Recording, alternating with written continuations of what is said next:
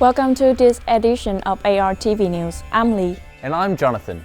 In this show, we'll have our regular news, what's going on, live theatre and exhibitions. And later on, I'll feature ARTV magazine with Morgan Ray. Melbourne Fashion Week is a celebration of Melbourne's best designers and creatives who help to position Melbourne as Australia's fashion capital.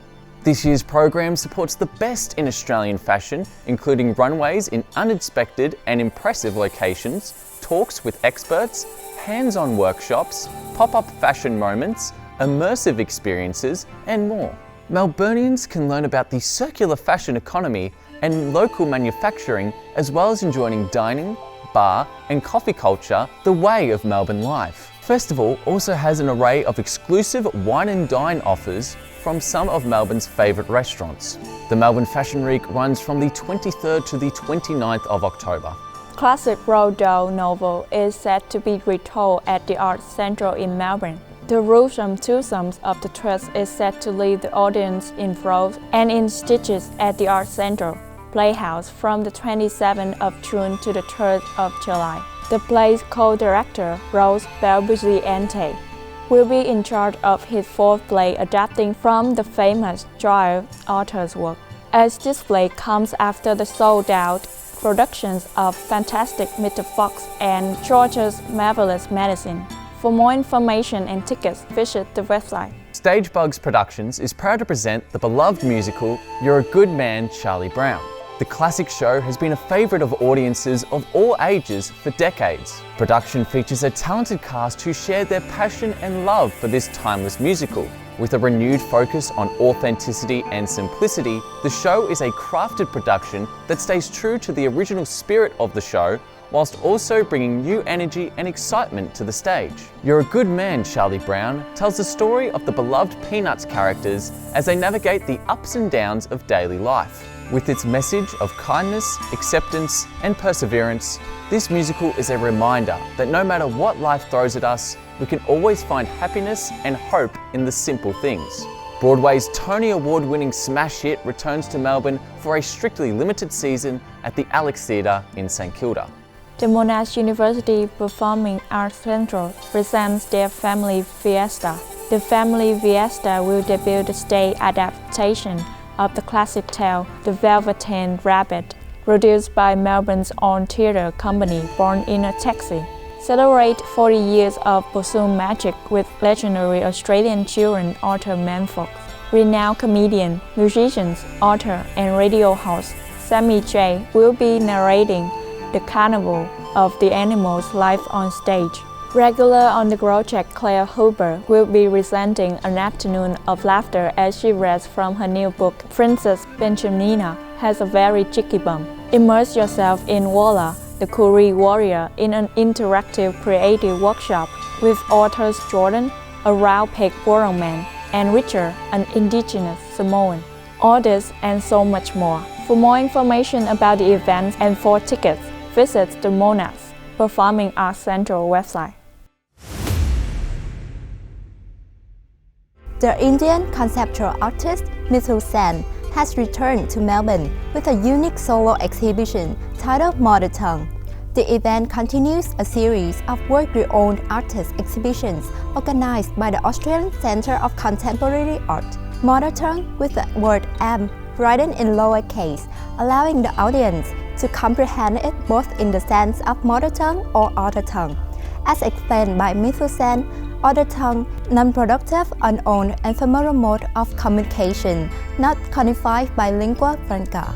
Thereby, the main content of the exhibition is developed as a cartographic installation that chronicles Mithul Sen's inconsistency and conflicting urges in her creation, the way she utilized dramas, paintings, and languages to create pieces that can transcend durational classifications. Mother Tongue is curated by Max Delaney, Artistic Director and CEO of ARCA.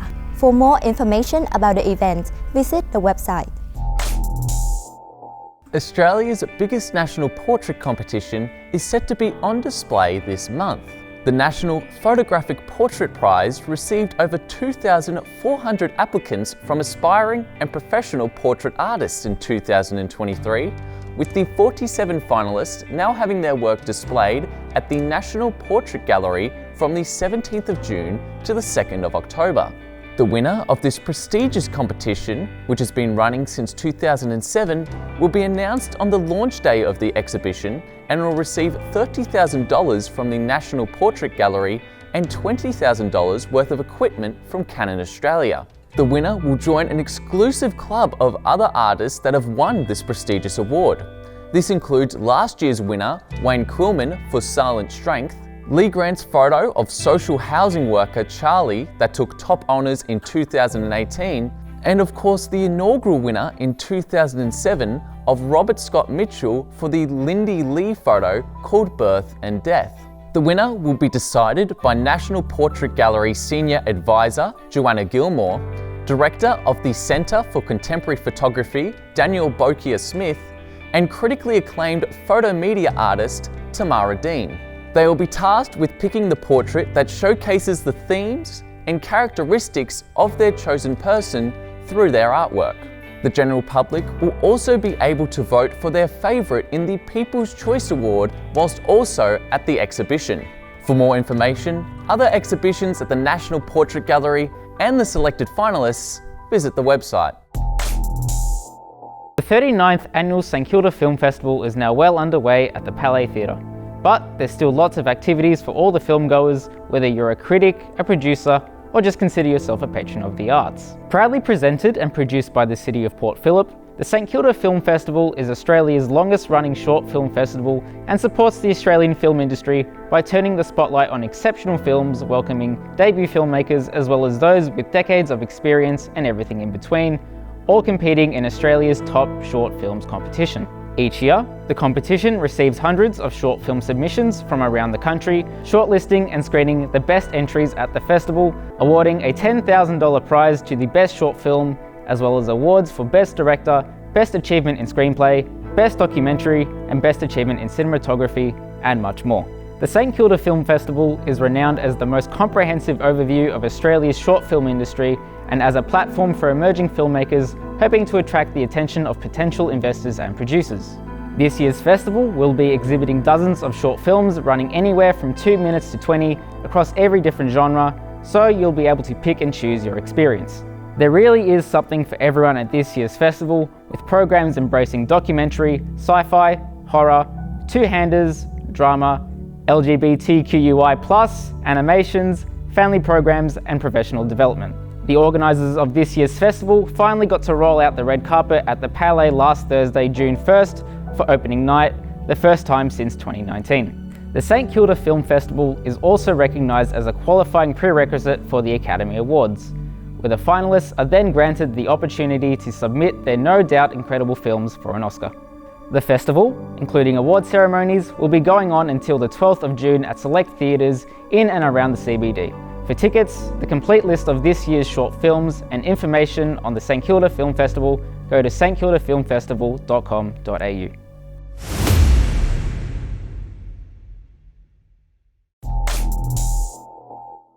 At this dynamite exhibition, we may marvel at the world's most complete Triceratops skeleton. Horridus the Triceratops has arrived at Melbourne Museum, where visitors can see the massive dinosaur as part of the stunning display. Triceratops, Fate of the Dinosaurs, takes across 2 levels of Melbourne Museum in an exhibition that follows the evolution of dinosaurs through the eyes of Horridus, a Triceratops. Horridus, the most intact Triceratops skeleton in the world, will also be on display as part of the exhibition. This massive creature has 266 bones and weighs more than 1,000 kilograms. Triceratops was colossal, over 2 meters tall and up to 8 meters long. That's as tall as a Melbourne mid-tram and over 1/4 the length. Horridus the Triceratops is a simply spectacular fossil, with the science behind Triceratops revealed like never before. The first Triceratops fossil was discovered in 1887. Scientists thought the horn must belong to some sort of bison. Today, those mighty horns and distinctive frill make Triceratops one of the most recognizable dinosaurs to have walked the planet. Visitors will also learn about the process of fossilization and paleontology, following the story of the dinosaurs from Horridus' time to the present day, where dinosaur descendants dwell among us as birds. For more information, visit the website. The Mars Gallery is aiming to turn an abandoned building into a pop-up exhibition on the famous Chapel Street, with the help of aspiring artists across Melbourne.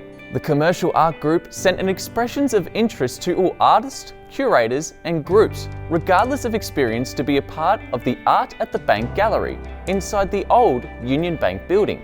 The accepted applicants will be given no restrictions as to the form or theme surrounding their created exhibition, with the Mars Gallery hoping that this space will provide something interesting for every art enthusiast. There is also some more added perks for the artists and their exhibitions. They will not have to pay for the space itself, will only be a $1 license fee for their works, and Mars have partnered with Banco's social media group for extra advertising, not only on their media accounts, but in the form of posters as well. This is a wonderful opportunity for these artists to get some exposure under the banner of a well-respected commercial arts company that is comfortable in working with both emerging and mid-career artists to reach the next level.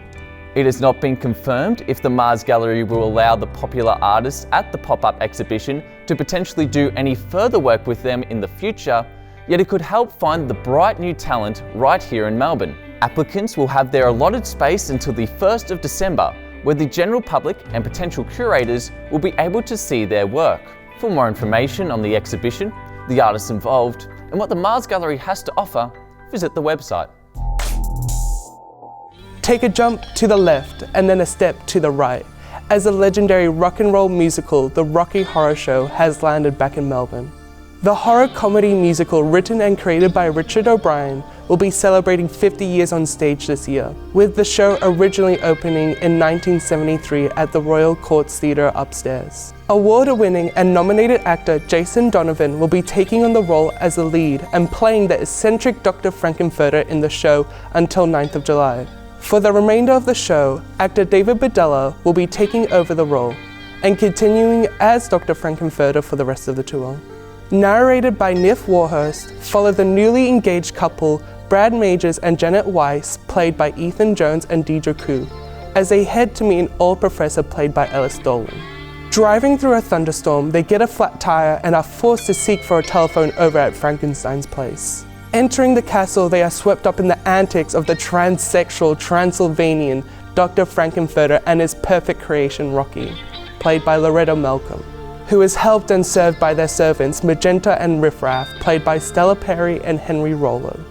Watch in anticipation as the night unfolds, divulging in debauchery, making the newly engaged couple question everything about themselves. The Rocky Horror Show will be playing at the Athenaeum Theatre and will be finishing on the 23rd of July. To get more information and tickets, head to the Rocky Horror Show website. The sold-out 2022 Melbourne winter event Lightscape is back and reconceived for 2023. Partnered and powered by Red Energy and presented by Sony Music and the Royal Botanic Gardens, Victoria. After massive success in the United Kingdom and the United States, you can immerse yourself in groups of up to 20 in the lights, colours and reflections of the mesmerising After Dark displays. See exhibitions of LEDs, colourful installations, soundscapes and sculptures on this outdoor public walk event, including a new 2-kilometre trail around the lake where you can see a variety of artworks that burst in over 100,000 lights, such as the Winter Cathedral or an 8-metre sphere filled with 20,000 moving LEDs. While the singing trees may lure you away, make sure to check out the Lightscape Welcome Zone, where you can get some food and drink from Melbourne's food trucks and pop-up bars. Food and beverages will also be available at the Observatory Gate entry along the trail and the terrace. You should give yourself around 90 minutes to have the whole experience. No pets beyond service animals, and Lightscape will continue in rain or wind events unless considered hazardous, so check the weather forecast. There are also relaxed sessions for those who may be more suited to experience the event in a more relaxing and calming environment. For more details, visit the website.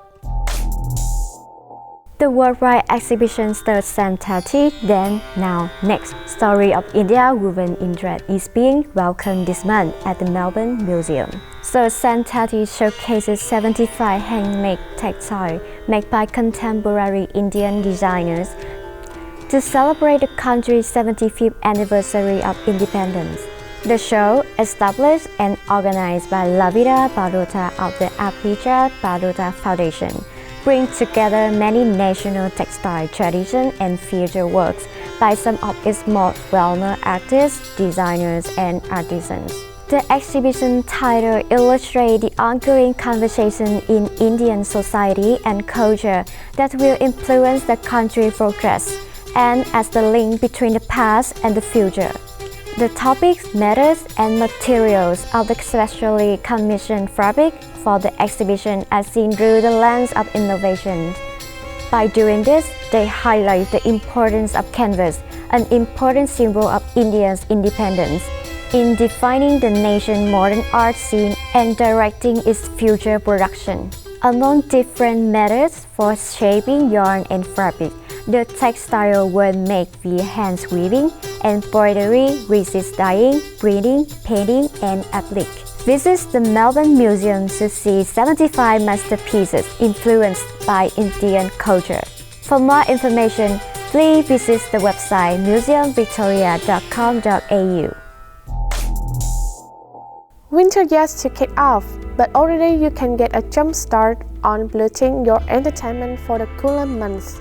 As the ARTV drops its jam-packed 2022's Autumn-Winter Art Programs. The National Gallery of Victoria will partnership with the Musée d'Orsay Paris to organize the blockbuster Melbourne Winter Masterpiece exhibitions. Peter Mondar will finally on-air his artwork at the ARTV. Running in June 2023, the exhibition Pierre Bonnat, designed by Indra Madhavi, will feature more than 100 works by the French painter Pierre Bonnat, one of the most beloved painters of the 20th century, celebrated for his use of color to convey an exquisite sense of emotions. Exhibited in a modern setting designed by award-winning architect and designer Indra Madhavi, Bonnat art is well known for its colorful, textured pictures of French living, with the glimpse of metropolitan scenes and nature landscapes. He was one of the first artists to take inspirations from the new medium of cinema,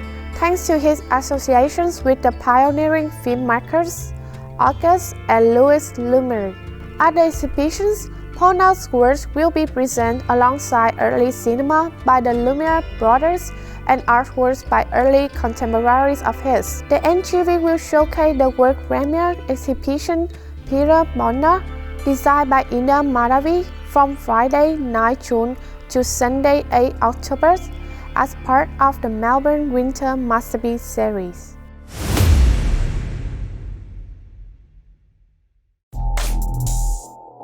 Miranda Smith is an artist working across lighting, painting, photography, and sculpture, drawing on effect theory, philosophy, and biology as stimulus for conceptual development and production. Smith aims to involve the viewer in questioning their own experience of her work. You were originally born here, but grew up in Hong Kong. Yeah. Wow. So how has that been for your art and your perception of being an artist?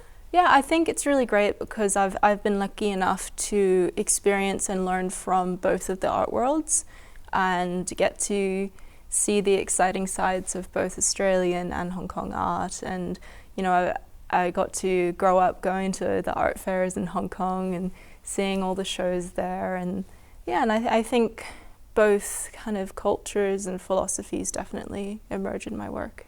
Yeah.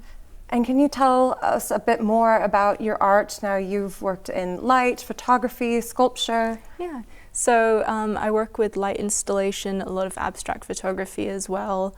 And what I really love about light installation is the perceptual side of it. You know, light is just such an exciting medium and there's so much to it because we have such a biological relationship with light. And on a scientific level, we don't really understand light all that much. So I think that there's a lot of knowledge that we can gain from experience with it.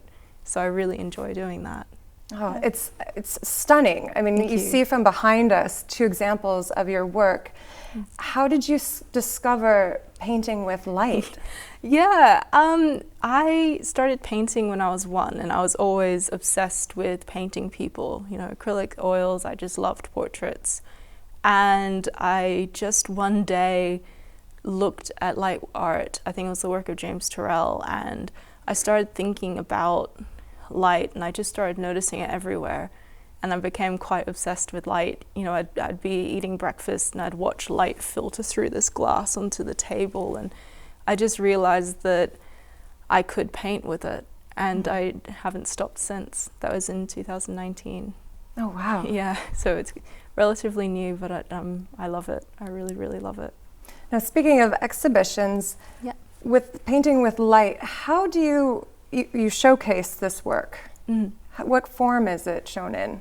Yeah, so it can be public installation, or it can be installation within a gallery, or I can project it onto a singular wall and sort of have it appear like a painting would on a singular wall of a gallery. It's quite adaptable. I can do a lot with it. I don't really see there being many boundaries with it. Great. And on the business side of things, now if somebody was to purchase your work, what form is it typically in? Like, do they hire you to do an installation in their home, or what's been the past for you? So in the past, people have bought my light fixtures, some of which you can see in the background there, and they can bring it home and the lights will adapt to any space that they put it in.